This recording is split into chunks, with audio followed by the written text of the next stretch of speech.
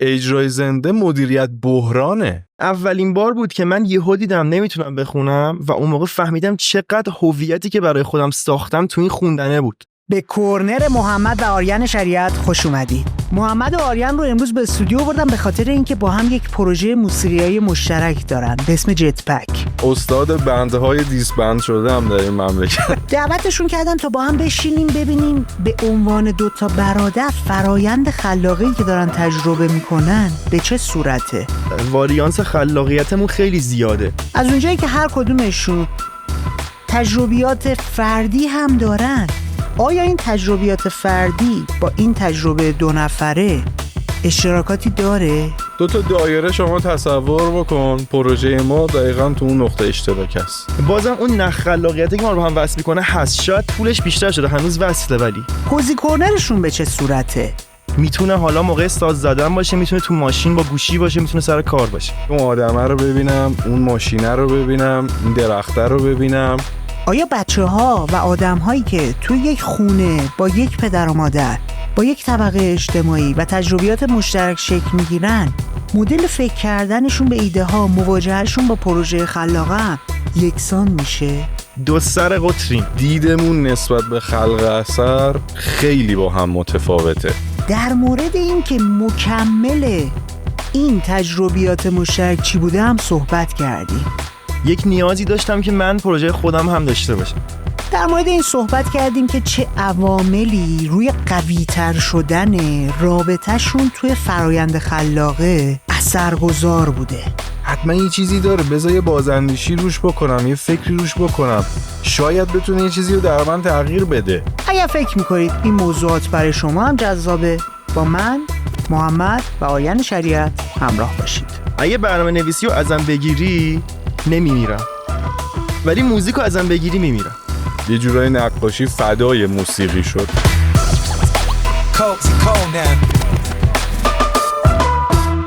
پادکست‌های غیر انگلیسی زبان کم کم دارن میرن سمت این که در وسعت جهانی شناخته بشن، برای خودشون مخاطبای جدید پیدا کنن، مخاطبهایی که حتی زبان همدیگر رو نمیفهمن.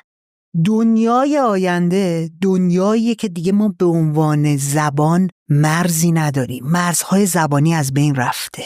چیزی که داره کمک میکنه به این پادکست‌های غیر انگلیسی زبان بتونن مهمونهای بین المللی بیارن، تعداد مخاطبشونه، کامیونیتی که همراه کردن با خودشون، ستاره‌های مختلف از دنیاهای مختلف، میخواد حالا تکنولوژی باشه، استارتاپ باشه، بیزنس باشه، هنر باشه، نگاه میکنن ببینن رسانه‌ای که میخوان برن باهاش صحبت کنن چه تعداد مخاطب داره. اگر شما هم این رویا رو دارید که یک روزی یک نفر فارسی زبان بیاد بشینه جلوی مورگان فریمن، بشینه جلوی نولان و باهاش صحبت کنه، به کوزی کورنر کمک کنید تا این اتفاق رو رقم بزنه. کمک شما کمک رایگانه، خیلی ساده است. با سابسکرایب کردن کانال یوتیوب ما و دنبال کردن پلتفرم‌های مختلف دیگه‌مون به ما فرصت و امکان این رو میدید که بتونیم مهمون‌های بین‌المللی شناخته شده و اثرگذار رو به کوزی کورنر بیاریم. یادتون نره حتما ما رو تو پلتفرم‌های مختلفمون دنبال کنید. هرچی میزونه شروع کن. چیه فکر کردی من بزرگترم؟ حتما من باز. مرسی حسین جون، خوبیم؟ خب خدا رشه. قربونت. ما یه رسمی داریم تو شروع، من میام کنجکاوی میکنم در مورد کوزی کورنر آدما. توی چه موقعیتی، کجا خلاق‌ترین حالت ممکنه خودتون هستید؟ کوزی کورنرتون چیه؟ آریان تو بگو. خود این لغت کوزی کورنره انگار آدم باید توی دنج آرومی باشه، واسه من لزوما این نیست. نیاز دارم در یک تایم یک شوق لحظه‌ای پیدا کنم که اون بوستم کنه و حالا بوستم کنه واسه اینکه مثلا چه می‌دونم هنر خلق کنم یا حتی یک کتابی رو میخونم خلاقانه بهش فکر کنم.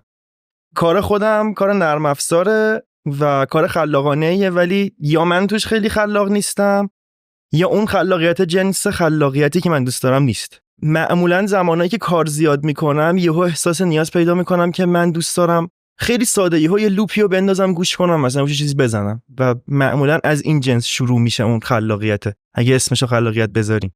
متوجه شدم. یعنی مثلا مشغول برنامه‌نویسی، کدینگ، این داستانا که هستی، احساس نیاز میکنی که یک سر و صدایی باید تو محیطت باشه، برای همین میری خلق موسیقی میکنی برای اینکه اون ور تو خلاق تر کنی؟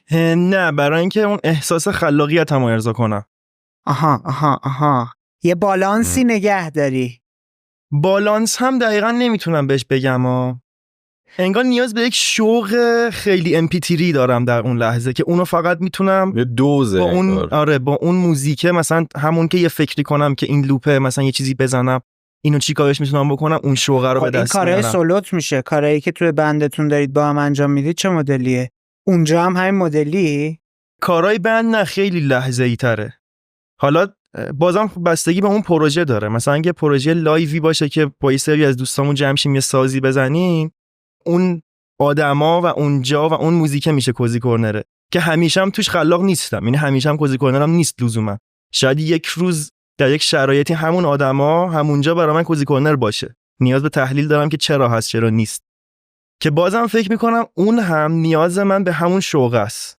یعنی یه تایمایی دلم میخواد یه بوستی پیدا کنم، انرژیم یه بوستی بشه که اون تایمه برای من خلاقانه ترین تایم. میتونه حالا موقع ساز زدن باشه، میتونه تو ماشین با گوشی باشه، میتونه سر کار باشه. بیشتر از سر نیاز به یک انرژی فکر میکنم. برای تو چی محمد؟ ببین من شدیداً اعتیاد به ابزرو کردن دارم به همه چی و هر لحظه که یه چیزی رو مشاهده میکنم میتونه همون کوزی کورنرم باشه. یعنی یه چیزی رو میبینم میتونم پشت بندش به این فکر بکنم که خب الان به کمک این مشاهده که الان کردم چی میتونم خلق بکنم.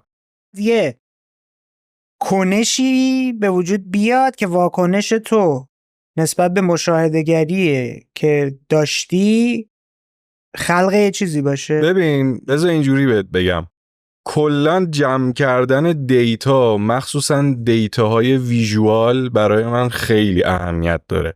من مثلا خیلی عاشق پیاده رویم، نه به خاطر راه رفتنه، به خاطر دیدنه، به خاطر اینکه اون آدمه رو ببینم، اون ماشینه رو ببینم، این درخته رو ببینم، تعامل بین آدما رو ببینم و باور کن شده که مثلا با دیدن چهره یه آدمی یه ملودی تو ذهنم بیاد. چه جالب. آره، یعنی کوزی کورنرم نمیتونم بگم یه جای خاصیه یا مثلا یه استیت خاصیه. این دیتا ها رو جذب میکنم، یه جایی خودش بروز پیدا میکنه. یه روز ممکنه تو خونه از خواب بیدار بشم. وایسا قبل اینکه اینو بگی برگردیم به همون گفتی صورت یا آدم، چهره آدم. آره. تو وقتی مثلا یه چهره رو داری میبینی تو کلت چه اتفاقی میفته که تصویر داره تبدیل میشه به صدا؟ ببین همه آدما تکسچر دارن به نظرم. تو از اون صورتی که نگاه میکنی، از رنگ پوستش، از طبقه اجتماعیش، از نوع لباسی که پوشیده، اینا همه انگار یک سری پریست شده تو ذهن ما. وقتی که ما از بچگی که بزرگ میشیم دائما در حال ابزرو کردنیم، حالا چه این ابزرو به صورت و همین زندگی عادی خودت بوده، چه دیدنی اثر هنری، مثلا فیلم دیدی، سریال دیدی و اینا همش یه سری پریست تو ذهن تو تعریف میکنه. این که مثلا یه همچین چهره‌ای و من انگار مثلا 100 بار توی یه همچین فیلمی دیدم که در این نقطه یه همچین موزیکی انگار پخش شده و این انگار اونو یهو در من جنریت میکنه. میدونی؟ مثل یه جور جنریت کردن میمونه. ممکنه اصلا توی پیاده روی عادی باشه، آدم خاصی هم نبینم، 4 تا درخت میبینم، یه ماشین رد میشه، یه سگی، یه گربه‌ای، یا هم چیزی باشه. حافظه بصری قوی داری؟ بسیار.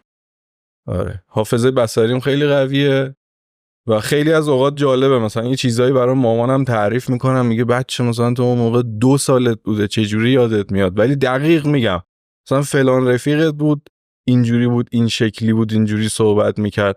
آره این حافظه میتونم بگم خیلی از اوقات بهم کمک میکنه تو این خیلی زمین. جالبه و تو رو وصل میکنه به یه موقعیتی که برای خودش حالا هم ممکنه یه داستان و قصه‌ای داشته باشه، هم یک حس و حال و تجربه‌ای دقیقاً. داشته باشه که شروع کنه ذهنت اونو بازیابی کردن، بازسازی دقیقاً. کردن. ببین مثلا تو پروژه‌های موزیکی که من و آریان میسازیم و الان مثال نمیزنم، یه چیزی میگم که به این در واقع دیتابیس ذهن بیشتر بستگی داره. مثلا پروژه‌هایی که مربوط به کارهای تبلیغاتی میشه یا پروژه‌هایی که مربوط به بازی سازی و اینا میشه، خب من زیاد انجام بله. دادم.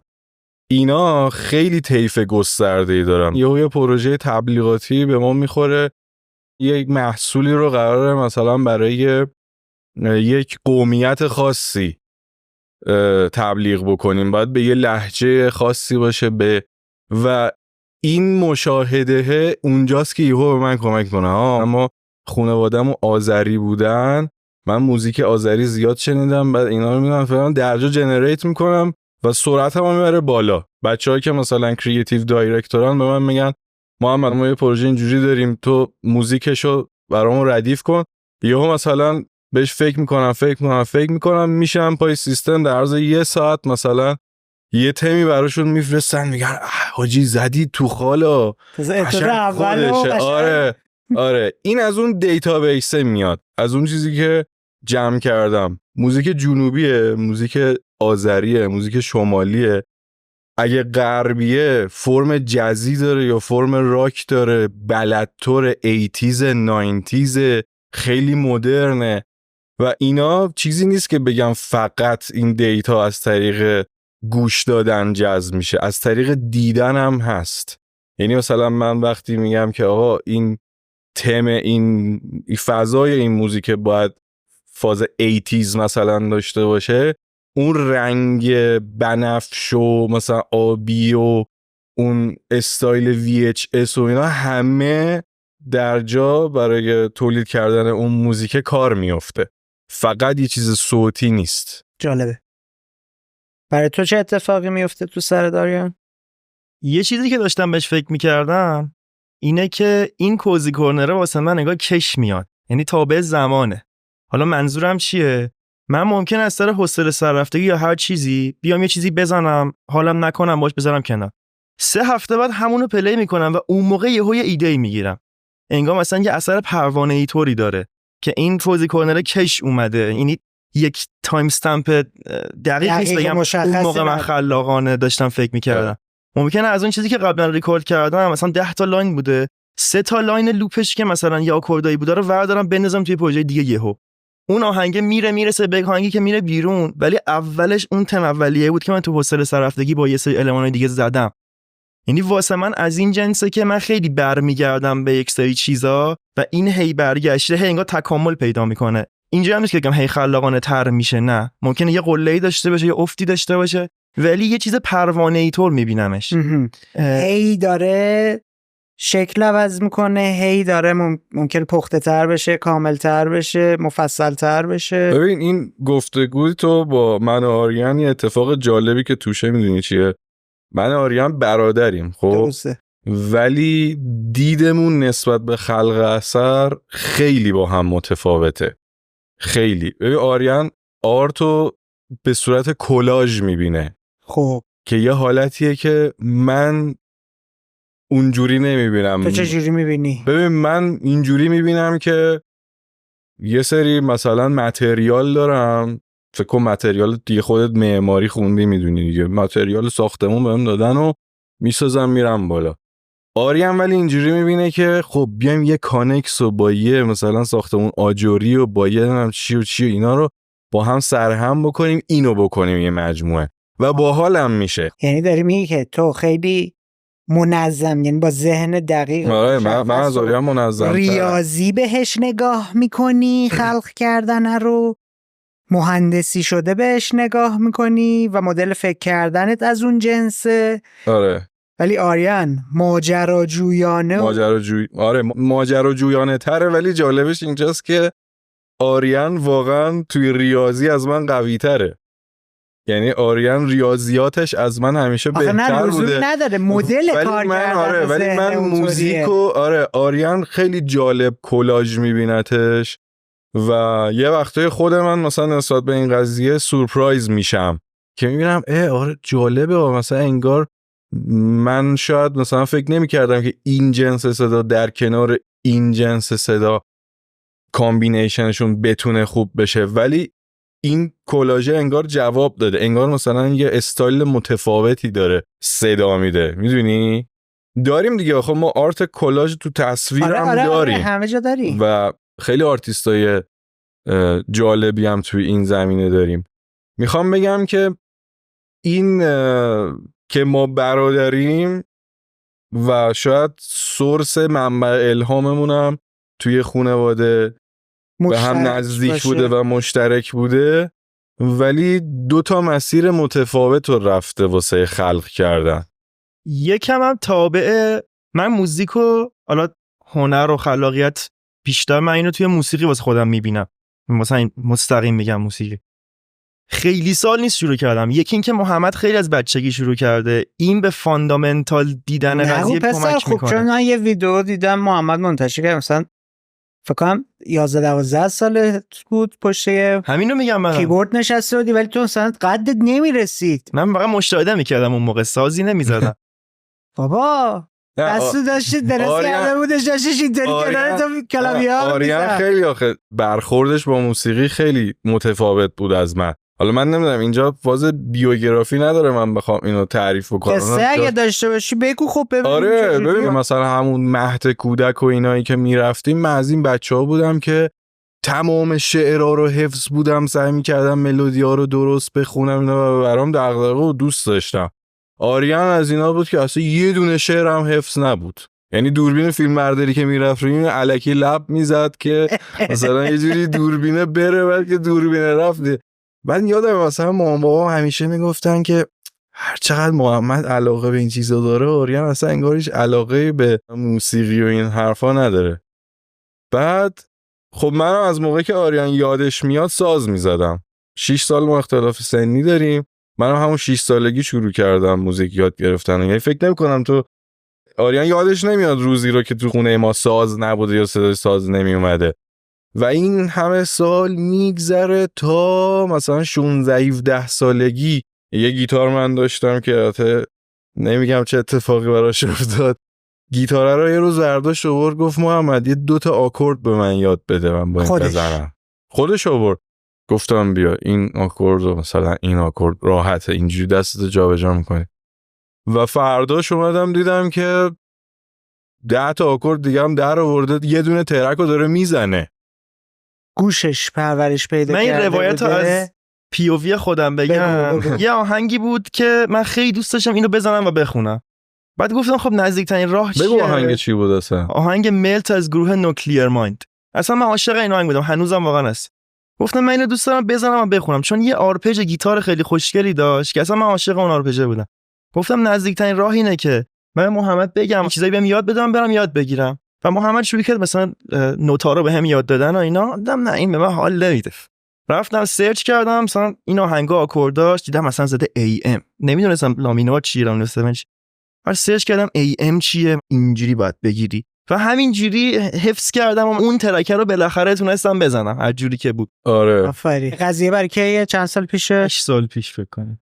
16-17 سال بودم من. 16 پروژه مشترکتون که استارت زدید بندتون رو؟ ما سال 96 اون 10 سال پیش این چیزی که تو داری میگی فکر کنم.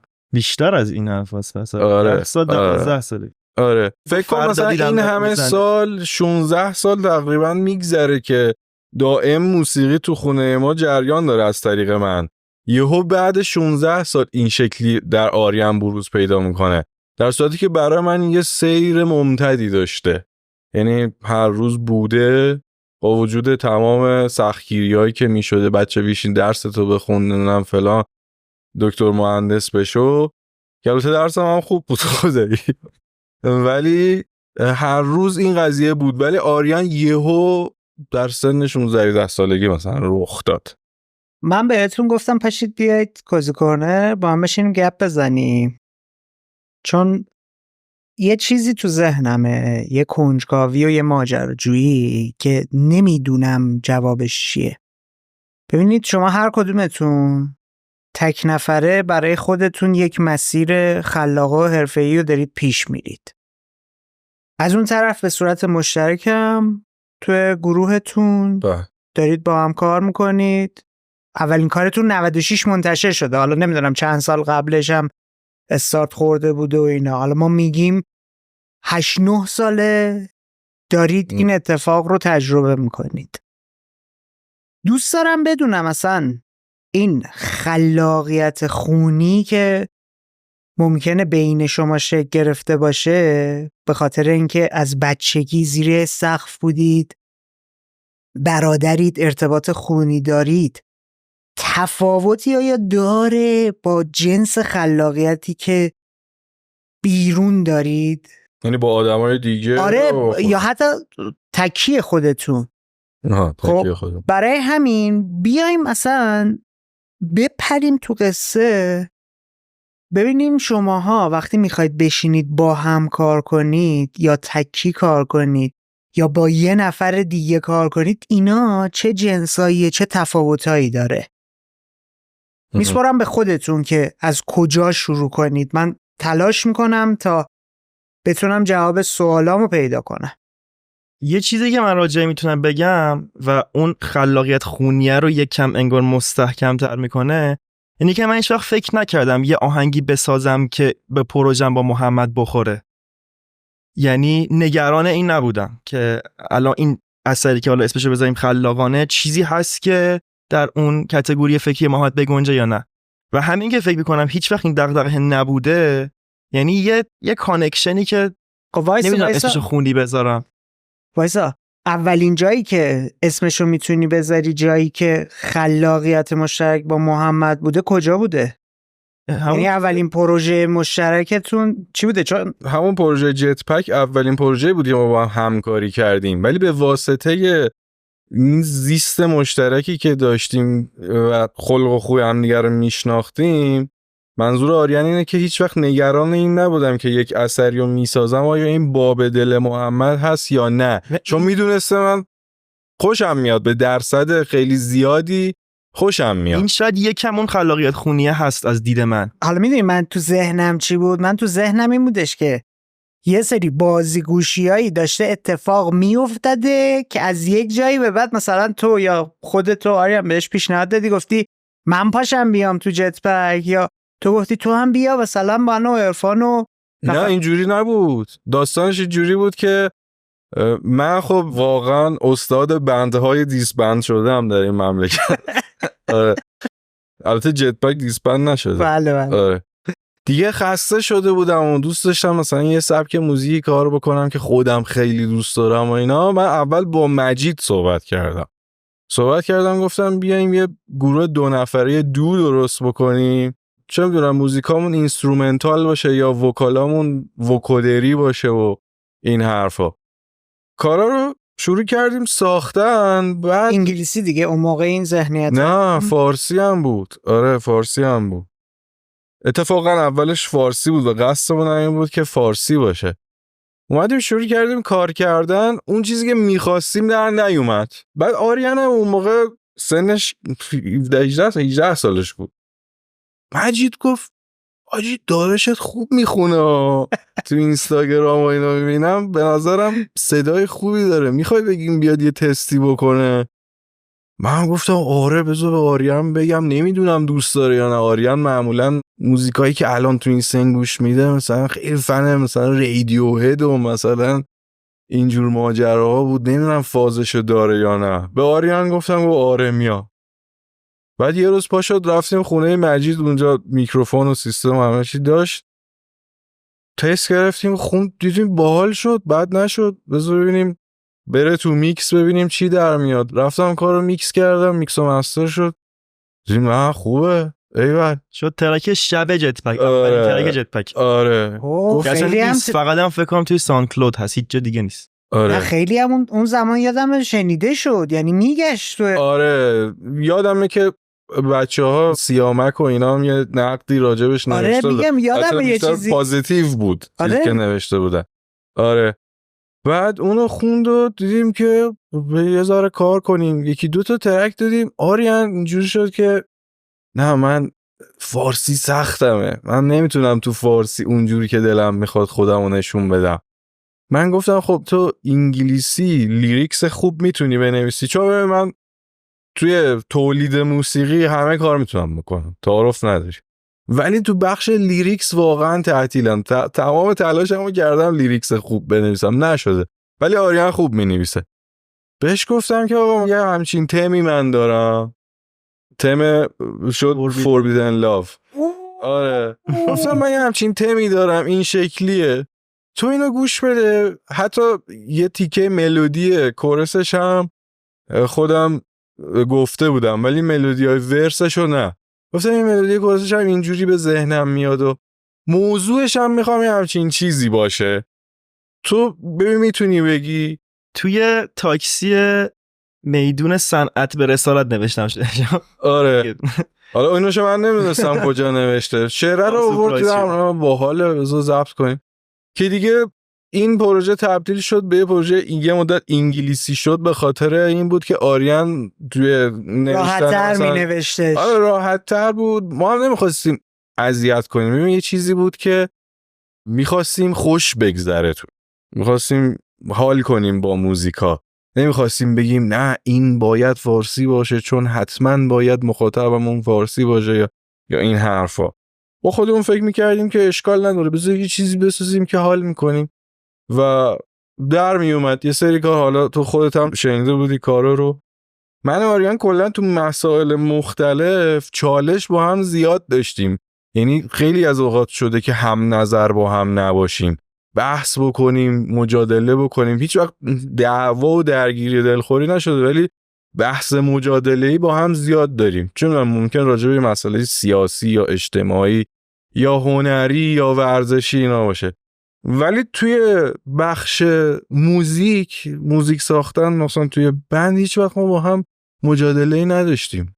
یعنی اکثر اوقات چیزی که آریان فرستاده با یه درصد خطای مثلا خیلی کم من گفتم باحاله و اون چیزی هم که من رفتم تنظیم کردم فرستادم آریان گفته باحاله. میشه گفت چون دوتا رویکرد مختلف داشتید دیگه، تو مهندسی شده برخورد میکردی با پروژه، آریان رهاتر آزادتر با فکر اینکه ماجراجویی بکنه کنار هم وقتی میشسته اینا همدیگه رو کامل داشته میکرده، مکمل هم میشده. برای همین تعامله توی کاره پیش رفته، ولی توی مثلا مسائل دیگه اختلاف نظر وجود داشته. الزاما نمیتونم بگم این حرفی که میگی درسته یا غلطه.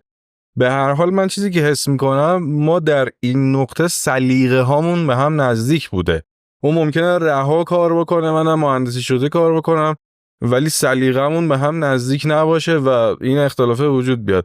ولی چون سلیقه‌مون این همون دیتابیس است که داشتم راجعش صحبت میکردم، ماها تو دیتابیسمون یک نقطه اشتراکی با هم داشتیم که این گروه دقیقاً توی اون نقطه اشتراک است. فهمید. واسه همین این اتفاق نمیافتاد که توش به بحث و جدل بیفتیم. اینجوریه که محمد تو ماشین من بشینه موزیکایی که من گوش کنم و گوش کنه حال میکنه، ولی اون موزیکات اد نمیشه تو پلی لیستش. برعکس من تو ماشین محمد بشینم موزیکایی میذاره حال میکنم، ولی شاید اون موزیکات موزیکی نباشه که من خواهم تو تنهایی گوش کنم. ولی اون کاری که توی حالا جت پک انجام میدادیم به قول محمد انگار توی نقطه اشتراک همون دو تا دایره ها بود و اصلا یه قرارداد ناگفته انگار بود که جفتمون میدونستیم، یه درکی انگار از خلاقیت همدیگه داشتیم. آره. یه ذره بیا برگرد عقب‌تر، قبل از اون 16-17 سالگی که اومدی گفتی بیا به من 2 تا آکورد یاد بده چی کار باید بکنم و این داستانا، رابطه چجوری بود؟ چی کار میکردی؟ اصلا خاطرت هست که وقتی مثلا محمد میشه ساز زدن کار کردن، چون فکر کنم تو هم خیلی زود کارو شروع کردی، کار جدی و یعنی پول درآوردن موسیقی رو شروع کردی. من آره تقریبا 12 سال پیش بود فکر میکنم. خب 91. چند سالت بود سال 91؟ چند سال پیش میشه؟ آیا اصلا 91 میشه 12 ساله. 12 سال 14 ساله. من 14 سالم. بله.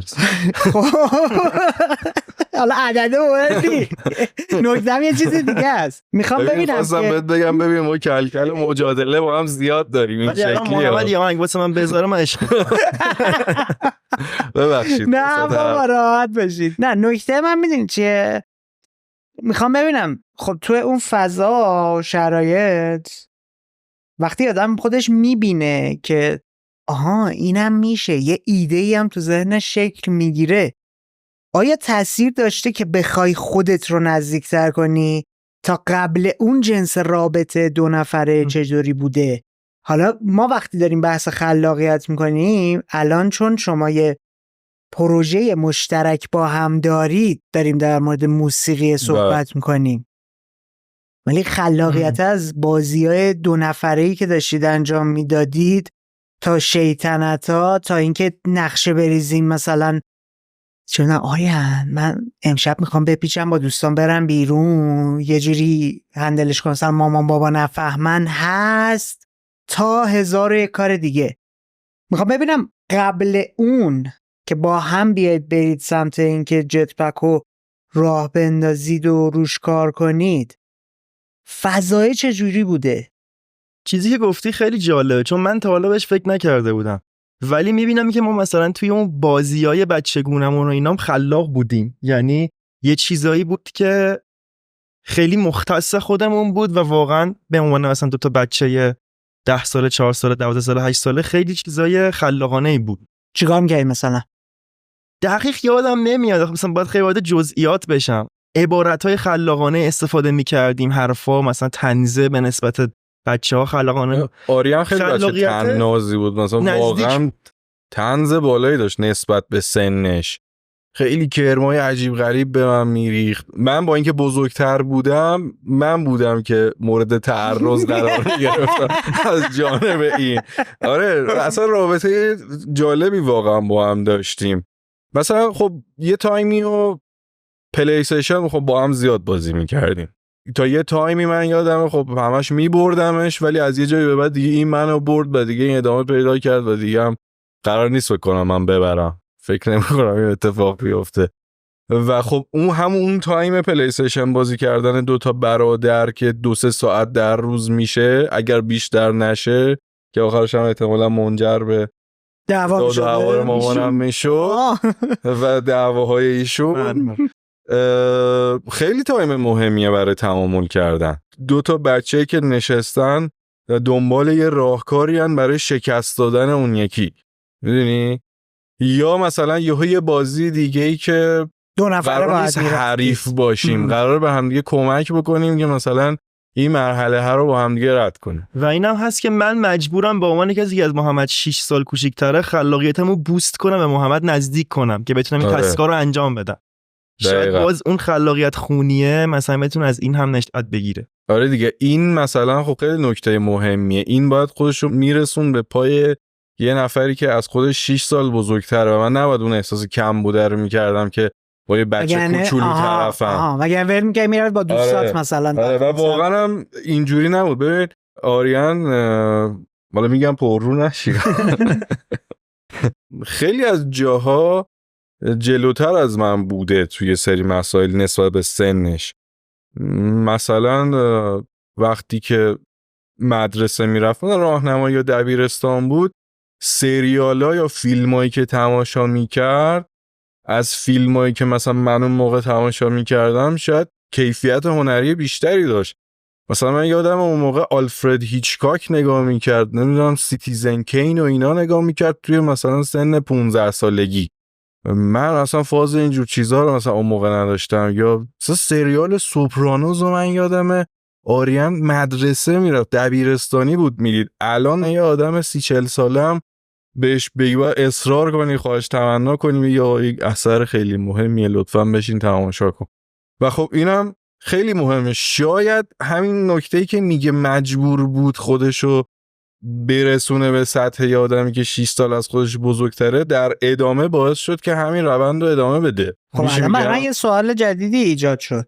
اگر تو اون کسی نبودی که داشتی به آریان خوراک میدادی که این موزیکو گوش بده، این فیلم نه منم خوراک میدادم. راجع این من میتونم یه چیزی بگم. آره نه منم خوراک خب همین میخوام ببینم از کجا داشته میومده، اینو بگو. تا یه جایی که خب این خلاقیت هی همدیگه رو کشیدن خب و بیشتر همونم که من باید خودم رو بوست میکردم انگار توی بخش موزیک.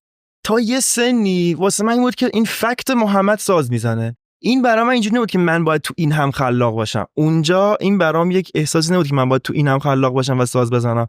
و شروعش زمانی بود که یک سری آهنگ‌های محمد به من معرفی کرد، من گوش دادم که من با اونا علاقه‌مند شدم که منم میخوام ساز بزنم و فکر میکنم اون نقطه شاید مشترک‌ترین نقطه سلیقه‌ای ما بوده که واقعا جفتمون یعنی یه علاقه مشترک و یه حرف مشترکی و ایداشو از این جنس که آریم موزیک رو فکر کنم حال میکنی، تو رفتی تجربه کردی، بعد اومدی یه اتفاق دیگه ایو که بعدا میریم سراغش شکل گرفته. آریم بچه‌ای بود که تو خطو بهش نشون میدادی دیگه خودش تا تاش میرفت، حتی شده به یه جاهایی برسه یه کوچه پس کوچه هایی بری که مثلا من نرفتم ولی انگار مثلا من بهش گفتم آقا این مسیر تو بنداز تو این مسیر برو، این مسیر رو من نشونش دادم، ولی این کی دیگه از اونجا به چه کوچه پس کوچه هایی میرسه دیگه این دست من نیست، شاید توی جاهایی بره که من خودم هم نرفتم قبلا.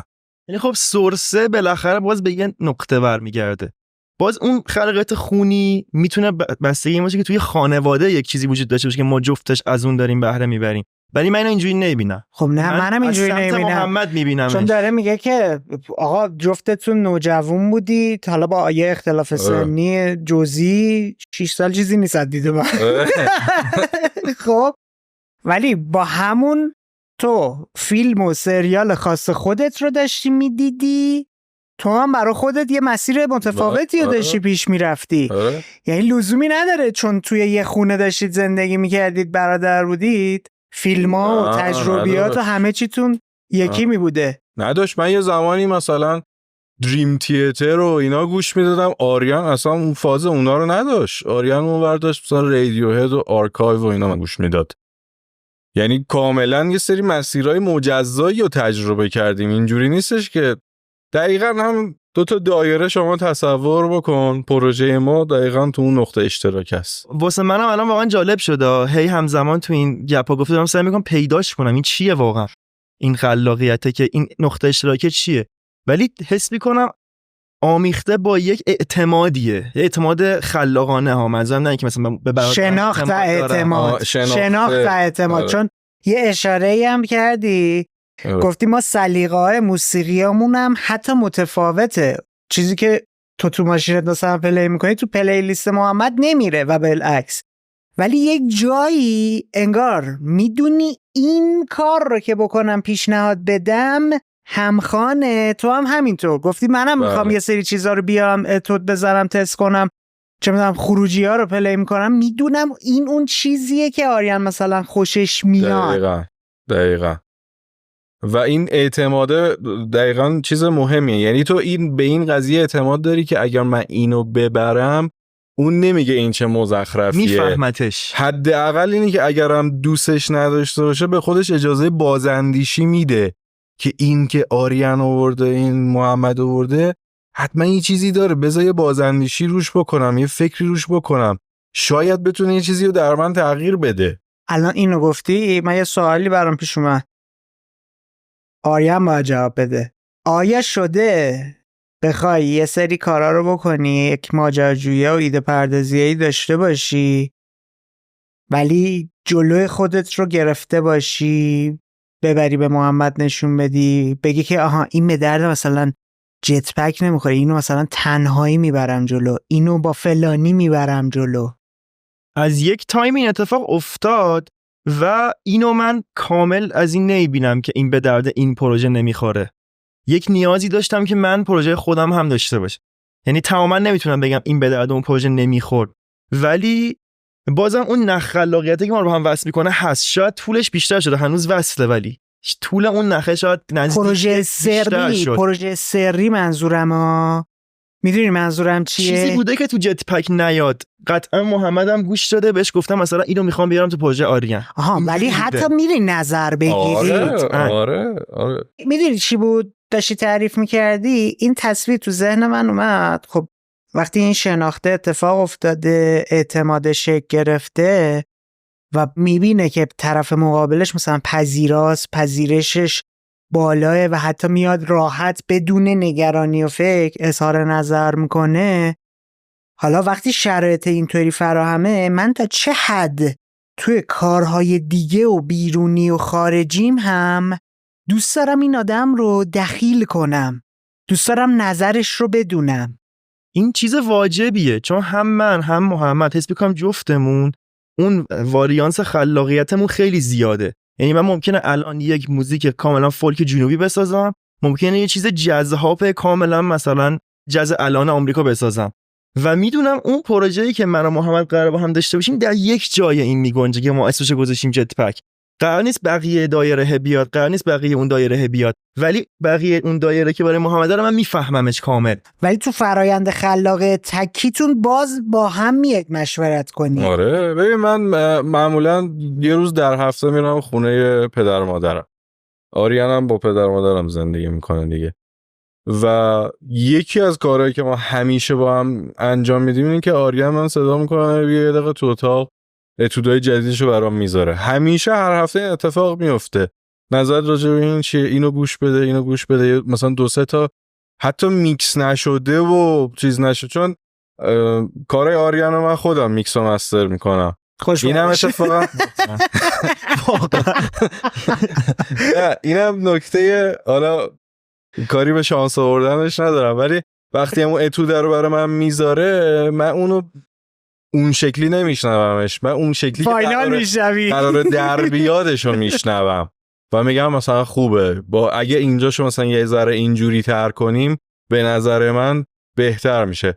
و اینجوری هم نیستش که اگر من یه همچین چیزی بگم اینجاش اینجوری بشه اینجوری نشه آریم بگه نه فلان. خیلی از اکثر اوقات به پیشنهادهای من گوش میده. تو خود آلبومش هم بود مثلا گفتم فلان ترک بیسلاینش به نظرم عوض بشه بهتره و رفت این کارو کرد.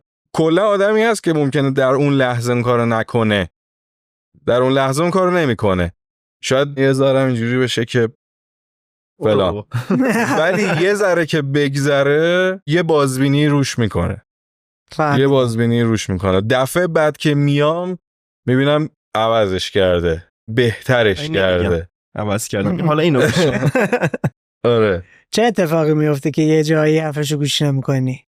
آخه یه جاهای سلیقه است، یعنی برادر بزرگترت میشناست، نمیدونم. منم یه چیزایی رو نمیام بهش فورس بکنم که میدونم کاراکترشه. منم بودش که خودش رو تا چه حد داره مجبور میکنه. آره نه ببین توی فرایند خودش گوش مثلا بده. یه جنس صدایی ممکنه آریان استفاده میکنه که من اصلا استفاده نکنم، ولی من میدونم این جنس صدا مختص به آریانه، نمیام راجع به اون نظر بدم بگم اونو عوض کن. من میدونم این جزء شخصیتش، خودش جای من میذاره دیگه. آره. زمانی که داره گوشش میده آره. از دید آریان نظر میده. این اون همون اعتماد است. تاثیر داره این شناخته که داشتیم گفتیم، یعنی حتی چند لول عمیق‌تره. خیلی باید جای طرفاتو بذاری. سلیقه و نمیدونم تکنیکه و چه میدونم لذت بردن و اعتماد و از این دستا نیست. 20 خودی زیست کردنه با هم یه جورایی. آره دیگه. کاراکتر منو میدونه مثلا من یه آدم رندومی ام که یه چیزایی برام نظم اصلا مهم نیست و اصلا حال بهم نمیده نظمه، ولی محمد اینجوری نیست و اونی که گوش میده میدونه این آریانه و چیزی راجع به اون نداره. ممکنه بیاد بهت ایده بده یا تو برعکس بری بهش ایده بدی؟ پیش میاد قطعا. یه مثلا بیاد بگه که آقا به نظرم این ملودیه اومده به درد من نمیخوره، تو برو انجام بده، برو مثلا یه لیریکسی در مورد فلان چیز بنویس توی آلبومت که میخوای استفاده کنی به دردت میخوره. این تجربه رو با هم دارید یا نه؟ نیمچه تعامل اینجوری داشتیم که من سر دقیقاً یکی از ترک‌های ایپیم گفتم که این ترک پیانوش کار توه، این خدمت شما هر چی هم بزنی همون یه راست بره. و خب توی آلبوم محمدم یه ترکش رو اصلا محمد من پرودیوس کردم. آره. یعنی باز اون گیت اون پورتاله هنوز بازه بین دوتا آلبوم. آره دقیقاً. ولی خب اجاستش میکنیم دیگه. ببین در نهایت چکشکاری میشه و اون چیزی در میاد که جفتمون میپسندیم. آریان میدونه، آریان مثلا لاینای ترکشو میفرسته برای میکس، خودشم دیگه اینجوریه که ریش و قیچی یه جورایی میسپره دست منم اعتماده رو داره. آره اون ریش و قیچی رو میده، منم از اون ور دیگه نمیام به جای قیچی تیغو بردارم از ته بزنم. میدونی منم با خودم فکر میکنم که خب حالا با توجه به چیزی که آریان دوست داره من چیکار کنم که این استانداردتر صدا بده. فکر کن مال یه مشتری خیلی ویژه است، نه اینکه بگی داداشمه. فکر کن مال یه مشتری خیلی ویژه است که برات اهمیت داره این کار خوب صدا بده، درست صدا بده. پس میشه گفتش یه نگاهی هم دارید که کاره رو برای همدیگه و بین خودتون هم جدی دارید میگیرید، صرفا اینطوری نیستش که یه کاریه که دوتا برادر داریم با هم انجام میدی. اصلا اینجوری نیست، خیلی جدیه. نه اینجوری نیست که بگیم یه چیزی هست که کاری میکنیم. چون دیده بودی دیگه، مخصوصا مثلا تو گروهای راکی که اینا اول تو گاراژا شروع کرده بودن کار استارت زده، دوره هم داریم یه جمعی میشیم و یه جمینگی میکنیم و یک 4 تا کار کاور میکنیم و این داستانا. بعد کم کم توی کلاب اجرا گذاشتن و توی کافه رفتن خوندن و تا اینکه این ایده شکل بگیره. حالا که ما این همه موزیک بقیه رو زدیم مثلا 5 ساله 6 ساله، یه تستی کنیم ببینیم موزیک هم میتونیم بسازیم یا نه. بعد ممکنه این فرآیند جدی گرفتنه بعد 15 سال شکل گرفته باشه، بعد 10 سال اتفاق افتاده باشه برای شما، ولی جدی شده. از کجا جدی شده؟ از اولین روزی که شروع کردیم با هم کار موزیک کنیم هیچ وقت اون که یه جمعی با هم بکنیم نبوده. یعنی همون اول کار که من به جت بک اضافه شدم یک پروژه جدی بود که این ترک رو بیا بخون. ببین یه دلیلی هم داشت. آریان برخلاف خیلی از کسایی که تو ایران موزیک کار میکنن یه جورایی معکوس وارد موزیک شد. من و مجید که جت بک رو با هم شروع کردیم سالها ساز داده بودیم، با این بند با اون بند کنسرت های راک زیرزمینی گذاشته بودیم دیگه. این که تا صبح خونه رفیقمون ساز بزنیم و الواتی کنیم و تجربه کرده بودیم، زیادم تجربه کرده بودیم نه یکم، و دیگه دنبال این بودیم که حالا ببینیم یه پروژه درست بکنیم یه ذره مثلا بشنون آدم‌ها، یه کاری کرده باشیم تو این دنیا، اثری از خودمون بذاریم. دیگه فازمون این نبود که عشق و حال کنیم، ماجراجویی نبوده، نه یه بوردری داشت قضیه. آریان اونجا به عنوان یک کسی که تجربه یه چیز نداشت، تجربه این تعامل موسیقایی رو نداشت که بره یه گروهی داشته باشه بره بخونه هیچی، فقط خوب میخوند و لیریکس هم خوب مینوشت. همین وارد یه گروهی شد که باید میخوند و اینا خیلی سیستماتیک ضبط میشد و میمدن بیرون و این تجربه نداشتن. آریان بعدها الان مثلا با بند خودش جیلیز ویلیز بله واقعا داره تجربه میکنه اون فضایی که شما قبلش تجربه کرد. یه جورایی ما جت بک رو شاید بتونم ایف برعکس اومده آریان تحمیلم کردیم، ولی خب خودش دوست داشته، هیچ وقت نیومده بگه به من تحمیل شده یا این حرفا، خودش دوست داشته که ادامه بده. ولی آره من اون موقع اینجوری بودم که جمینگ دیگه چیه، ما جمینگ قرار نیست بکنیم، خیلی همه چی یا سفارش کار دارم بدید بشین ترانه‌شو بنویس نمیدونم میگی، بعد من میشینم تنظیم میکنم، بعد یه روز ضبط میکنیم، بعد میفرستم مجید گیتاراشو میزنه، بعد میکس میشه مستر میشه، بعد با سیامک صحبت میکنیم اینو میدیم بیرون، ترک بعدی دوباره کارخونه از اول. آریان هم چی دیگه میومد. البته آریان خب توی ملودیا هم خیلی کمکمون میکنه، اصلا یه سری ملودی‌ها رو آریان خودش ساخته. آریان توی بحث سانگ رایتینگ جت پک خب ماجراجوییاشو میکرد، ولی نمیتونست بیاد یه فضای بندی خودشو تخلیه بکنه. آره از بابت سانگ رایتینگ من خیلی تو جت پک تخلیه شدم و خیلی هم تجربه خوبی بود و باحالم بود برام. منی که مثلا 20 سالمه 21 سالمه چیزی که میسازم میبرم و حال میکنن و این واو این داره ضبط میشه داره میره بیرون، واسه من خیلی تجربه باحالی بود اون موقع و اون موقع برام کافی بود. یعنی اونقدر نمیگفتم بریم راکن رول کنیم و بزنیم و فلان و اینا، چون بچه‌ها هم الان چی الان همشو اینو دوست دارم، اونو دوست دارم و واسه هر کدوم یه پروژه‌ای دارم. خب چی شد که به این نتیجه رسیدی باید بری یه بخش‌های دیگه‌ای هم اضافه کنی توی ماجراجویی خلاقانه خودت؟ جتپک من دیگه تجربه کامل ارضا نمی‌کنه. تجربه مهمیه. یه ساید خیلی مهمی از موزیسین بودن همین تجربه هست. منتها من نمیتونستم تو اون زمینه به آریان در اون زمان کمک کنم. یعنی من نمیتونستم وسیله سرگرمی آریان بشم. ولی خب الان آریان داره اون سایده رو درست تجربه میکنه و منم بهش گفتم که به نظرم مسیر درسته. راجب سالی هم که پرسیدی، از یه جایی به بعد اون فاصله تیستمون یهو تغییر کرد. یعنی چه اتفاقی افتاد؟ یعنی من خیلی موزیک هیپ هاپ و آرنبی، بیشتر جاز و هیپ هاپ و آرنبی گوش محمد بازاری تر شد. محمد پیر شد دیگه. دیگه سلیقه من جوون رو نمی‌فهمه. من بزرگ شدم، محمد پیر شد.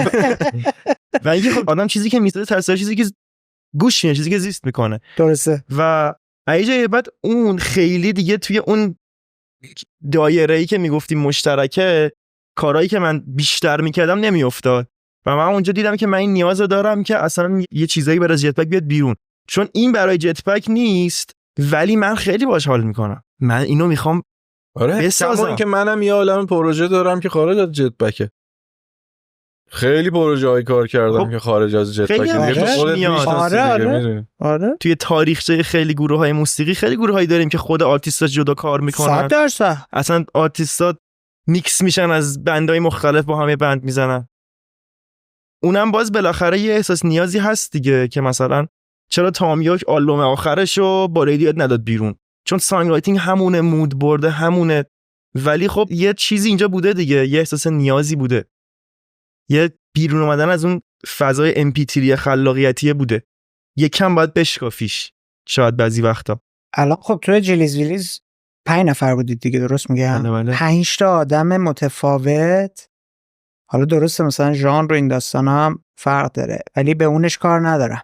تفاوت خلاقیتی که اونجا بین این 5 تا آدم هست با اون چیزی که بین خودتون دوتا، حالا با مجید و عرفان 4 نفری حتی داری تجربه میکنید، از چه جنسه؟ برای تو از چه جنسه؟ مثل فرق نوشابه با شیر، جفتش نوشیدنیه، خب جفتش هم چیزای باحالیه، ولی یکیش نوشابه است، یکیش مثلا شیره، نمیدونم، یکیش نوشابه است، یکیش آب پرتقاله. نمیدونم، منظورم نمیتونم درست بفهمونم یا نه. منم میدونم متفاوته، میخوام ببینم جنس تفاوته چه جنسیه. آزادانه تره برام، خیلی آزادانه تر، چون همسن و سال خودت هم بچه‌ها حال میکنیم دورم. آدم محمد نیست بگه. محمد خیلی هم در کلن حالا جتپک تو لیدری وسواسیه. من با که گم عرفانه به خاطر صدا و فیزیک. آره زامن جتپک. آره اون زامنمونه. آره من خب کلن یه سختگیریایی دارم که ببین اون یه چیز خارج از موسیقیه. توی اون قضیه شاید من و آریان با هم اکتر محمد اصلا. آره من و آریان خیلی متفاوتیم تو این قضیه، من و محمد به شدت دو سر قطریم. آره باز کن ببینم. محمد آدم برنامه ریزیه، آدم منظمیه. من اصلا رندوم نباشم حالم بده. یعنی خیلی هم دوستان بهم میگن اینو، خیلی هم از دستم ناراحت میشن بعضی وقتا. برای همین جنس خروجی جلیز ویلیز خیلی ایمپرووایزه، چون که بچه ها مثل همن تا حدی و اصلا خیلی بیس موزیکامون ایمپرووایزیشن و بداهه است و رندومه. ولی خب رندومه هم یه قالبی واسش درست کردیم ما، یه قالبیه که بهش رسیدیم، یعنی بعد مدت ها، بعد از مثلا ساز دادن، هر کی با تجربه خودش. ولی از نظر شخصیت همون که بخوام بگم، من خیلی آدم رندومیم، محمد خیلی آدم برنامه ریزیه. درست. بعد این باحال بود دیگه تو جتپک، یعنی داشت جواب میده، یه تعادلی ایجاد میشد. آره باحال بود. و البته یه چیزی هم بگم، بچه‌ها هم توی اون پروژه واقعا کور قضیه رو سپرده بودن به من، چون به نظرم واقعا تو هر پروژه‌ای لازمه به این قضیه که فکر کنیم که تصمیم آخر رو کی میگیره. خیلی پروژه هم بوده من کار کردم، تصمیم آخر رو من نگرفتم، قبل اینکه شروع بشه جلسمون داشتم برات توضیح میدادم. خودت میدونی دیگه. تصمیم آخر من نمیگیرم. ولی توی جت پک مثلا اینجوری بود، یا یه سری پروژه های دیگه هم هست که مثلا اینجوریه، من تصمیم آخر رو میگیرم و خب بچه‌ها اوکی بودن با این قضیه، اطمینان داشتن، اطمینان میکردن و همین باعث میشد که بیشتر اون فاز منظم بودن من توی اون گروه حاکم باشه تا فاز رندوم بودن آریان. چون مجیدم مثل آریان دوست داره رندومه. فضای بازیگوشی شیطنت و تجربه. اونم رندومه. عرفان باز به من نزدیکتره ولی عرفان هم خیلی آدم تابعیه و آریان قشنگ، آریان و مجید اگر بودن اصلا یه شکل دیگه ای شاید میشد، این صدای مثلا گروه یه شکل دیگه ای میشد. همین اعتماده، واقعا رفاقته و اعتماده میتونم بگم توی این قضیه اون پروژه مشترکی که ما با هم داشتیم خیلی مهم بود. ولی میگم من باز تجربیاتی که آریان میکنه به نظرم خیلی درسته و شاید الان به کاراکتر خودش هم بیشتر میاد، اینی که یه ذره ایمپرووایزی تر باشه، یه ذره رهاتر باشه، به این فکر نکنه که موزیک میخواد شروع بشه حالا این فیل درامز بزنم یا اون فیل درام. مثلا من رو این چیزا حساسم، یه چیزی که میزنی و همونو بزنی. ولی مثلا آریانش اینجوری حالا بذار این دفعه فاز درامرمونه که اینجوری بزنه، دفعه بعد دلش میخواد اونجوری بزنه، آخر موزیک رو دلم میخواد اینجوری یهو توی اجرایی تمام بکنیم یا نه. ولی من اینجوری هم که باید مشخص باشه، باید همه بدونن که به کجا میخوایم برسیم، تعریف شده و تو مسیر ما پیش بره. احساس امنیت بیشتری میکنم اینجوری وقتی بدونم از قبل که مسیرم در طین مثلا اجرا چه شکلیه، خیلی احساس امنیت بیشتری میکنم، در صورتی که شاید مدل دید آریان اصلا. تو چه احساسی میکنی؟ مدل آزادانه‌ای که عمل میکنی، حست و وایبت نسبت بهش اصلا چیه؟ اینجوری نباشم نمیتونم. خب نه، چه احساسی رو تو داره؟ وقتی اینجوری نباشم، وقتی مجبور میشدی بری توی چارچوب مهندسی شده، اون چه حسی بهت دست میداد؟ یکی این که اون موقع به اون مثلا همون که اولا ترک ها انگلیسی بود بعد فارسی شد، من هنوز باید به خودشناسی، به یک تجربه میرسیدم که بفهمم آقا من اصلا دوست دارم فارسی بسازم. اینم یکم همین بود، من باز باید به تجربه میرسیدم که بفهمم من دوست دارم آزاد باشم. یعنی شاید تا یک حدی من حال میکردم خیلی با این قضیه و اصلا شکل گرفته بود تو این مسیر حتی کار کردن مشترک با هم کمک کرد تا تو جنس خلاقه خودت رو هم بفهمی. دقیقاً تو که پیدا کرده بودی، به خاطر اینکه داشتی میگفتی بر من اصلا رسیدن به نقطه جت پک دیگه این نبودش که برم یه بازی گوشی بکنم و جمعی کنم و نه بریم تو بندها دیسپند کرده بودیم بیرم پاره کردم. من بازو بندم گذاشته بودم داشتم. جالب شد. یه چیزی بر من داره عجیب میشه، جفتتون هی دارید در مورد جت پک از فعلای گذشته استفاده میکنی. ویندوز رو مثلا دیدین خاموشش نمی کنیم یا حالت استند بای استالی داره، اونجوریه دیگه، چون نیمه خاموشه یکم گذشته هست ولی یه شمعکی هست زیرش هنوز. آره پروژهش بسته نشده یا دیسپند نشده، فقط نیاز به یه فاصله‌ای داریم واسه تصمیم گیری درست براش. یهو دیدی مثلا چند وقت دیگه یه آلبوم جدید دادیم، تو گوشاتو بگی.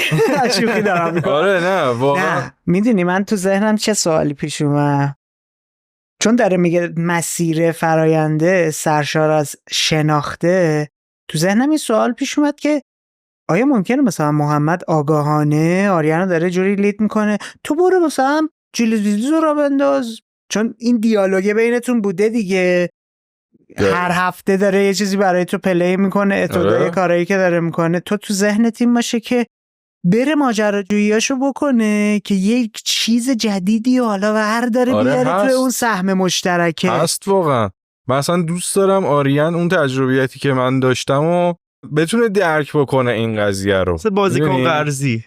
نه تصویر یه جا دیگه بازی میکنه. نه بابا نه بازیکن اصلی رفتی بند خود ببین خیلی مهمه خاک صحنه خوردنه. ببین خاک صحنه مثلا بازیگری که خاک صحنه نخورده دیدی همه چجوری بهش نگاه میکنن در سینما.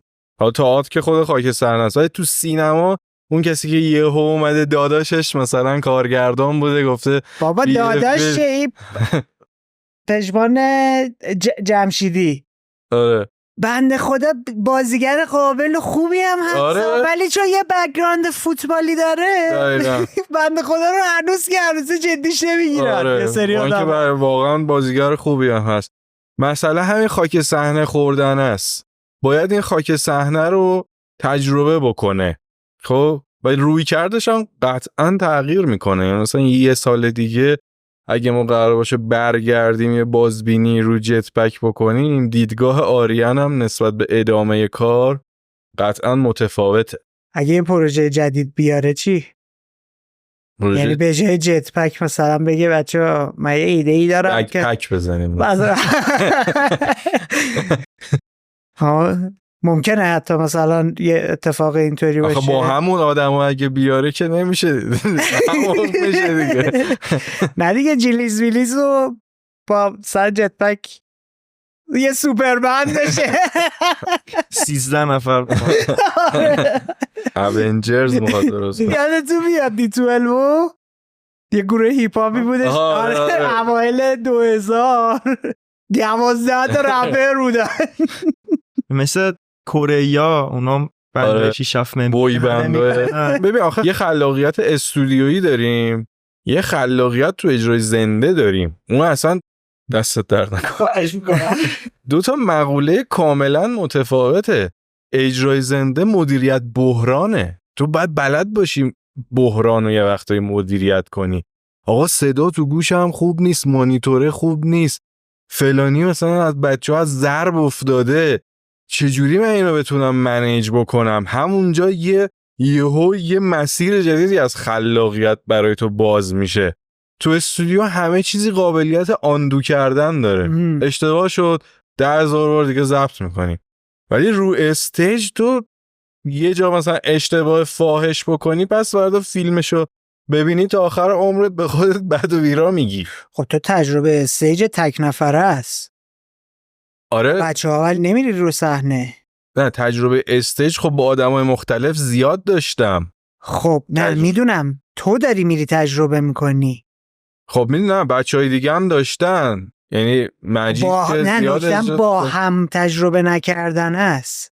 آها با هم تجربه نکردنه. خب مسئله اینجاست که به نظر من جت پک اون زمین بازی تجربه کردن آریان نیست. فهمیدم نکته. آریان زمین بازیش برای تجربه کردن چیز دیگه ایه. جاهای دیگه هم بره تجربه رو اضافه کنه. دقیقاً. برگرده توی زمین مشترکمون اونا رو هم اعمال میکنه دیگه. چون مدیریت بحرانی که تو در حین اجرا میکنی واقعا یه خلاقیتایی به اضافه میکنه. اینکه خب من چجوری حتی مثلا به این سادگی ستاپ گیتارمو چجوری بچینم که در کوتاه‌ترین زمان مثلا صدای دلخواهم مثلا بسازم. اون دفعه مثلا اومدم با میکروفون حرکت بکنم، پام گرفت، نزدیک بود بیفتم. این دفعه اینجوری میرم میتونم کنترلش بکنم. من تا یه حد اینو تکنیک میبینم بیشتر تا خلاقیت، چون برای من خلاقیت بیشتر اون زیستمه. اصلا که داره میگه مال اون تفاوت است که دارید. تو این چیزا برات تعریف شده و روتینه، لازم نداری ذهنت رو ببری اون سمت اون جنس خلاقیت رو تجربه کنی. چرا؟ چون آدمی هستی که داریم الان میبینیم دیگه تو جیلیز ویلیز دنبال ایمپرووایز کردنه ای. خب چیزی که داره محمد میگه مدیریت بحران کردنه. مدیریت بحران یعنی چی؟ در لحظه اتفاق میفته اون چیزی که آماده کردی مهندسی شده تو ذهنت هست رو بتونی بداهه پیش ببری. آره. ببین مثلا بذار یه مثال بزنم. توی مثلا استیجایی که با خواننده های پاپ و مثلا اینا ما رفتیم، دوست داری اسم میتونی ببری یا یعنی نگران نباش؟ نه حالا اسم نمیبرم. من اسم میبرم. دیدی از اذیت میخواد گروه. نه اسم نمیبرم. ولی چون خب توی کارهای پاپ خیلی از اوقات مترونوم تو گوشمونه، چون مثلا ممکنه یه سری بکینگ ترک هایی باشه که در حال پخش شدن واسه مثلا پر کردن فضا یا یه سری افکت و اینا، و خب خواننده هم به تبع باید حواسش به همه اینا باشه، چون یه ضرب جابجا بشه همه این بکینگ ترک ها ممکنه اشتباه پخش بشه، بعد اگه تو بخوای قطع بکنی متر تو گوشه همه قطع میشه، یه بی‌نظمی میشه. و بارها شده که مثلا خواننده اشتباه خونده و من و مثلا درامر در حین اجرا در حال یه مهندسی بودیم که یه جوری ضرب و برگردونیم رو حالت درستش بدون اینکه حتی خود خواننده بفهمه. با آی کانتکت یهو ممکن بود یه ضرب دیسپلیسمنت بهش بدیم، یهو بیفتیم و خود خواننده هم نفهمید که چه اشتباهی کرد و چه جوری مثلا درست شد. بعدا تو فول چشم میفهمی. آره واسه اسم نمیبرم الان سیامک برام در میاره. آره واسه هم این خودش خلاقیته، این خیلی خلاقیته که تو یاد بگیری. آره در لحظه بعد حتی اون سینک شدنه یه ارتباطی تو با درامر مثلا ساختی. آره که با یه نگاه به اصطلاح ما میگفتیم هواپیما رو فرود آوردیم، هواپیما رو نشوندیم. آره اینا چیزایی که با اجرا کردن در میاد. خب حالا تو فکر میکنی چه چیزی رو میتونی از جنس خودت که منظم و مهندسی شده است بتونی به آریان اضافه کنی؟ این سوال ببین تا جایی که تونستم این کارو کردم و دارم انجام میدم. ببین مثلا همین قضیه که آریان میکس کارشو میفرسته برا من، تغییراتشو خودش میشنوه دیگه و دفعات بعدی که کارهای جدیدتر میاد میبینم که انگار داره به این قضیه که من بهش میگم فکر میکنه. جنسا داره میره تو ناخودآگاهش. مثلا من یه چیزی که روش خیلی حساسم میگم جنس صداها باید به هم بیاد. مثل من به نظرم جنس صدا در یک آهنگ مثل لباسیه که ما میپوشیم. پیرانم الان سبز، شلوارم مثلا قهوه‌ای کرمه، کفشم. من کلا آدمیم که هارمونی در همه ابعاد برام مهمه. چه هارمونی در موسیقی باشه، چه بصری باشه، چه نور خونم باشه. یعنی همه این چیزا برام اهمیت داره. آریان شاید یه ذره این هارمونیه کمتر براش، به خاطر هم ذهنیت کلاژی که داره. این لیوانه رو اگر میذاره این رو، فکر کن مثلا این لیوانه رو از اون ور آورده میذاره این رو، اینو مثلا به چشم یه اثر بهش نگاه بکنه، من با بیام به این نگاه کنم بگم که خب اوکی تو لیوانه برداشتی گذاشتی این رو، ولی به نظرم این لیوانه دیگه جنسش چوبی باشه شاید یه مجموعه منسجم. من نمیگم لیوانو از اینجا وردار، لیوان درسته جاش اینجا نیست، نمیگم متریالو عوض کن. آره یه کاری بکن این متریالا با هم انسجامی پیدا کنن، از دو تا جهان مختلف نباشن. کاری که من میکنم اینه و حس میکنم که توی این قضیه تونستم یه مقدار تأثیر رو. درسته یا دارم اشتباه؟ این همه دارم میگم داداش اگر جرأت داری بگو نه. آره توی این زمینه سعی میکنم این قضیه رو مثلا انتقال بدم. اگه یه روزی لیوانو در این حد بودی یه مثالی زدی حالا که گیر میکنیم روش الان گلامو قشنگ بگیر.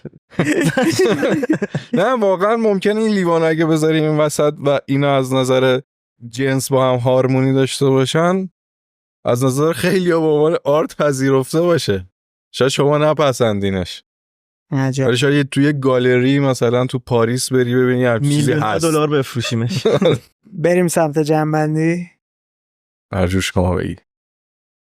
متوجه شدیم که توی تجربه 2 برادر که با هم حالا یه تجربه مشترک موسیقیایی و یک پروژه مشترک دارن، شناخت از هم خیلی تاثیرگذار بوده. اینکه از کودکی با هم بزرگ شدن کمکشون کرده که سلیقه همدیگه رو دستشون بیان و بفهمند که هر کدوم چجوریه. از طرف دیگه یک ویژگی خاصی توی کودکی شما بوده که هر کدومتون برای خودتون داشتید مسیر خلاقه خودتون رو میرفتید، داشتید خوراک متفاوت و مورد علاقه خودتون رو خودتون تجربه میکردید. این مدلی نبوده که جفتتون یه موزیک ببینید، یه بازی بکنید، یه کتاب بخونید. هر کدومتون مسیر خودتون رو داشتید میرفتید. در این حال یک جاهایی وقتی کنار هم قرار میگرفتید داشتید این خوراک هایی که احتیاج داشتید رو به هم معرفی میکردید، به هم پیشنهاد میدادید تا هم اون شناخته چکشکاری بشه، دقیق تر بشه شناختتون از هم یک حرف مشترک جدیدی بینتون شکل بگیره. از اینجا به بعد دیگه شخصی داره میشه. تو مدل فکر کردن و کار خلاقه انجام دادنت خیلی ریاضی و حساب شده است. هر چقدر ذهنت دقیق تر باشه، هر چقدر اگر حتی داری کار تیمی میکنی یا حتی سفارش کار اومده برای کسی داری کار میکنی، اون بیشتر و دقیق تر و مستقیم تر بتونه تو رو در جریان بذاره، راحت تر و ساده تر و با چالش کمتر میتونی پیش بری. تو کاملا مسیرت برعکسه. دوست داری آزادی عمل داشته باشی، دوست داری بری تجربه کنی، دوست داری بری بچرخی، ببینی چیزهای مختلف رو برای هم با چیزهای دیگه ترکیب کنی، یک چیز جدیدی رو از تو دل اون در بیاری. خروجیش این شده که تو الان احتیاج به یک مسیر گروهی ایمپرووایز و در لحظه بودن داری. تو از اونور داری کارها و مسیر و تجربیاتی رو میری که همه چی حساب شده و دقیقه. توی پروژه های فردی و تکی که دارید میرید، هر کدومتون استایل خاص خودتون رو پیش میبرید، توی اون بهتر میشید و با این رویکرد دارید اون کار رو انجام میدید که یک جایی دوباره برگردید اون بازیگوشی و شیطنت رو از نو توی اون پروژه مشترک داشته باشید. در مورد کوزی کورنراتون صحبت کردیم. من فکر میکردم ممکنه حتی کوزی کورنراتون یه شکل و یک جور باشه. دیدیم نه تنها کوزی کورنرتون یه شکل نیست که فراینداتون هم متفاوته، تفاوت دو کله مدار. دقیقا تو خلاقیت برات عجین شده با نوآوری. تو توضیحاتی که داشتی گفتی که جاهایی که احساس میکنم کار داره تکراری میشه، روزمره میشه، روتین میشه، جاهایی که دیگه هیچ چیزی نیست که منو قلقلک بده، ناخودآگاه میرم سمت این که یک خلاقیتی رو از خودم بروز بدم تا اون به من انرژی بده بتونم برگردم به دل ماجرا. مسیر تو کاملا مسیر عجیب غریب و متفاوتی بود. با اینکه موزیسیانی، با اینکه با اصوات و صدا سر و کار داری، چیزی که داری تجربه میکنی یک جنس دیگه است. چون حافظه بصری خوبی داری، تصاویر تو رو وصل میکنه به لایبراری و اون کتابخونه و ذخیره بصری که داری. هر کدوم از اونا کنار خودش یک سری تجربیات حسی دیگه ای داره که یکی از اون تجربیات شنیداری توه. تو مثال برامون حتی گفتی ممکنه دیدن چهره یک آدم یک صدایی رو تو سر من بیاره. وقتی با هم اومدیم شخم زدیم دیدیم که اون تصویره وصل میشه به تصویرهای دیگه‌ای که اونها صدا دارن. برای همین کوزی کورنر تو از جنس مشاهده‌گریه. دقیقاً. کوزی کورنر تو از جنس مکاشفه گریه. برعکسش هم هست یعنی مثلا اینجوری هم هست صدا رو میشنوی یه سری تصویر دوباره میاد. مثلا من یه چیز جالبی که نسبت به بقیه بچه‌ها که باشون کار میکنم دارم اینه که گوش موسیقایی اصولا خوبی دارم. یادم اون موقعی که کارا رو مثلا می‌خواستیم کاور کنیم در بیاریم، بچه‌ها همه رو میفرستادن برای من، میگفتن تو بشین آکوردهای اینا رو بنویس دیگه، تو گوش میدی درشون میاری. و این باز یه ربطی به این ویژواله داره. به خاطر اینکه آکوردا تو ذهن من هر کدوم یه رنگی دارن. بخوام تو گام دو ماژور بگم، مثلا آکورد دو ماژور ممکنه برای من زرد یا طلایی باشه، ولی آکورد مثلا لامینور برای من سفیده، فا ماژور مثلا برای آبی کم رنگه و این تصویرها خیلی به من کمک میکنه، به خاطر اینکه وقتی یه آهنگی رو گوش میدم، وقتی اون حس زرد و طلایی رو تجربه میکنم، میفهمم از چه خانواده‌ایه. اگه دو ماژور نیست یه آکورد ماژوری، گوشم ابسولوت نیست بگم دقیقاً میگم، ولی چون اون حس رنگامیزیشو حس میکنم، کافیه بیام بشینم پشت پیانو آکورد ماژور رو بزنم ببینم آها اینه. انگار از هم دیگه به هم تبدیل میشن. اول اون ترکه رو میشنوم، رنگه رو برام به وجود میاره، بعد اون رنگه رو میام ترجمه میکنم به پیانو و تبدیلش میکنم. آره خیلی بصریه، خیلی ویژواله. شاید هم دلیلش این بوده که من اولین آرتی که تو زندگیم رفتم سمتش نقاشی بوده. من خب کلا نقاشیم خوبه، هنوزم طراحی میکنم و اولش مثلا کلا کارم، بعدن مثلا یه جورای نقاشی فدای موسیقی شد، وگرنه شاید اگر سراغ موزیک نمیرفتم مثلا نقاشی میشد حرفه اصلی. پس یه وابستگی بصری اصلا از اول وجود داشته. آره. جالب شد. در مورد این صحبت کردیم که جدا از اون شناخته و سلیقه همدیگه رو پیدا کردنه، ارتباط عمیق عاطفی هم داره توی فرآیند خلاقتون تأثیر میذاره.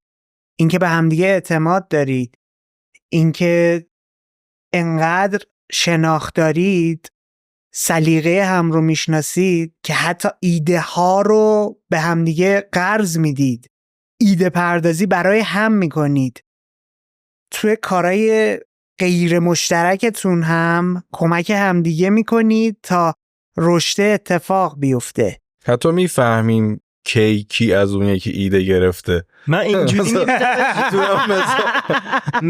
میبینم که انگار یه دایره‌ایه و اون تجربه هنریمونه، یعنی اون روزمره‌ای که با هنر رو لذت ازش میگذرونیم، دو سر قطریم من و محمد، یعنی فاصله داره ولی روی همون دایره هست دیگه، در صورت یعنی روی اون فضاست. این شاید همون چیزیه که همون اعتماد ازش میاد یا همون خلاقیت خونیه که راجبش صحبت هیچ وقت این فاز نداریم که اینو مثلا برام بذاری حالا گوش بده، ممکنه الهام بگیره، الان بگیره بهتر. اگه من بتونم الهام بخش برادرم باشه، اگه من بتونم باعث الهام یه اثر خوب بشم که حالا برادرم اونو بسازه، بهتر. اینم رسالتتو انجام دادی به نظرم. فرقی با اینکه خودتونو بسازی نداره، برای من که نداره واقعا. جالب. نکته آخری هم که در موردش صحبت کردیم، این فاصله گرفتن ها از پروژه مشترک، حتی از همدیگه، باعث میشه که شناختهای فردیتون و مهارت‌های شخصیتون رشد پیدا کنه که کمک کنه باز توی اون مسیر خلاق مشترک بتونید حرف تازه تر، بار جدیدتر رو واردش کنید تا خروجی تیمیتون، گروهیتون، یه خروجی پخته تر و نوتر و جالب تری بشه. آره. چیزی جا افتاده بخواید نور بتابونید بهش، در موردش صحبت کنید؟ نه، فقط راجع به همین چیزی که الان این آخر گفتی، تجربه فردی. حالا درست آریا مثلا پروژه‌های شخصیش هم برای میکس و مسترینگ میفرسته پیش من. حتی من اینجوری هم که من چون داداشتم نفرستی پیش من. اگر میخوای میکس های دیگه ای هم تجربه کنی، ذهنای آدم های دیگه ای هم تجربه کنی، آره. چون مفتی میخواد در میاد میفرستی براش. نه شوخی دارم. نه حساب کن با من. از اینجا پا شدیم. نه این دو طرف است. منم ازش حسابی سرویس میگیرم. من سرویس نرم افزاری. دو طرف هم خط میزنیم. نه ولی جالبه. نه دو تا آدمی که با هم بخشی از اون تعامل است دیگه. لازم نیست همیشه با هم کار کنن. این متاسفانه یه چیزیه که تو فرهنگ ما هم به نظرم آدما نسبت بهش مشکل دارن. 2 تا رفیق میتونن یه مدتی از همدیگه فاصله بگیرن ولی رفیق همدیگه بمونن. میدونی شاید نیاز به اون فاصله باشه، باشه. اعتماده باشه دیگه. آره خب سالیه که اکثر آدما اعتمادش فکر هست. میکنن کسی اصلا الان ازت فاصله گرفته حتما ازت دلخوره یا فلان. نه من احساس رها شدگی ممکنه داشته آره. باشن که آره. آریان رفته کار داده به فلانی. چه غلطا. حالا پس فردا صداش آریان رفته کار داده فلانی. این همه من خدمت نه استوری میذاری. من میکسان مدرقمو پیدا کردم. آره با تشکر از آقا یا خانوم فلان. نه خوبه. سوال آخر، دوست دارید این گفتگو رو به کسی تقدیم کنید یا نه؟ به کی؟ شما رو داریم به یه نفر بخواد فکر میکنیم یا نه؟ اگه جوابت نه که تو بگو. لازم نیست جوابتون مشترک نه باشه. به چند نفر هم تقدیم آره، تقدیم بکنم. کن. خب هم به پدر و مادرمون که به هر حال جای خودت در بزن. آخه مشترک بود دیگه. آره تو هم واقعا مگه من روم میشه بگم نه من پدر مادر تقدیم نمیکنم؟ آره. به پدر و مادرمون چون به هر حال کاری نداریم، من و آریانو تحمل کردن. حتی اگه خلاقیت خونی نباشه خونه هست به هر حال. آره نه واقعا اونها هم به نحوی تاثیر داشتن که مجال گفتگو نبود ولی زیاد اونا هم داشتن و منم از همسرم تشکر میکنم چون اونم واقعا آره چون- قبل ضبط داشتی آره، فداکاری ها رو میگفتی. آره هم خیلی فداکاری کرده، هم چون اونم خوشبختانه آرتیسته میتونیم زبون همدیگه رو میفهمیم. در این خلاقیت هم اون به من کمک میکنه هم من در زمینه. تو هم که مجردی دیگه. منم آره. کار داری؟ من نه وایسا نکنه تو دختر داری. من تقدیم میکنم به محمد. فقط محمد. حتی به مامان رو تقدیم نمیکنم. نه جدی حالا قطعا پدر مادرم که طبیعتاً بالاخره تجربه زیستی که ما باهاشون تجربه کردیم ما رو به اینجا رسونده دیگه و داریم یه خلاقیتی واسه ما مونده که بتونیم خرجش کنیم. و اینکه پدر مادرم. من یه سوالی هم الان تو ذهنم شکل گرفت، جاشم اینجا نی ولی میپرسم. تو بیشتر خودتو موزیسین میدونی الان یا کدر؟ اینجوری بگم اگه برنامه نویسی رو ازم بگیری نمیمیرم، ولی موزیک رو ازم بگیری میمیرم. ولی در برنامه نویسی حس میکنم تکنیکالی بهترم تا موزیک. چه عجیب شد. آره از اول بگم فهمیدم. نه نکته فهمیدم. خیلی نکته جالبیه داری میگی. میگی که موسیقی بخش جدایی ناپذیر از زندگیته، اگر که وجود نداشته باشه احساس کمبود میکنی، احساس نیاز این میکنی. بگم من پارسال یه مشکلی پیدا کردم که نمی‌تونستم آواز بخونم. یه مشکلی تو گلوم داشتم و این اولین بار بود که من یهو دیدم نمیتونم بخونم و اون موقع فهمیدم چقدر هویتی که برای خودم ساختم تو این خوندنه بود. و اصلا چقدر این بده ها که مثلا آواز و موزیک رو از آریان بگیری انگار هیچی نداره و این خیلی هم چیز خوبی نیست. ولی مشاهده‌ای بود که من کردم واقعا، یعنی بر اساس این مشاهده الان این حرفو انقدر با اعتماد به نفس گفتم که این ازم بگیری میمیرم. یه تجربه بود که واقعا کردم. یعنی لزومی نداره اگر آدم یه کار خلاقی هم داره انجام میده تبدیل بشه به بهترین چیزی که داره بهترین انجام چیز میده. و محل اصلی درآمدش و خودش رو اون بدونه. بعد صرفا اون و جالبه اما توی خطاب قرار دادم میبینی میگه من یه چیزی گفتی چیه نرم افزاری؟ مثلا تو تکنیک شاید بهتر باشم در نرم افزار. نه چه پوزیشنی رو به خودت اطلاق میکنی؟ برنامه نویس. ببخشید دیگه سر فرار ردی. گفتی من یه برنامه نویسیم که موسیقی این بخش جدی وجودشه. نمیاد بگی که من یه برنامه نویس یه موزیسین برنامه نویسم یا یه موزیسیانی هم که برنامه موزیک من واقعا بوده. مثلا اون قضیه که از کلاج محمد میگه تو ذهن من API من یه API یا میگیرم و ازش استفاده میکنم، برام بلک باکسه، مهم نیست اون پشت چیه، تا وقتی که برام درست کار میکنه، تا وقتی که این ساند کنار این ساند درست جواب میده سیستم من داره کار میکنه. فهمیدم. اون نگاه اونوریه رو دوورده تو دل بازی اینور.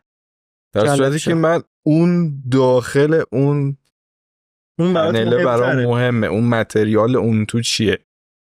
تو اون پشت صحنه برات مهم میشه. آره خیلی. ولی این کاربردی نگاه میکنه همه چیو. بچه‌ها دمتون گرم.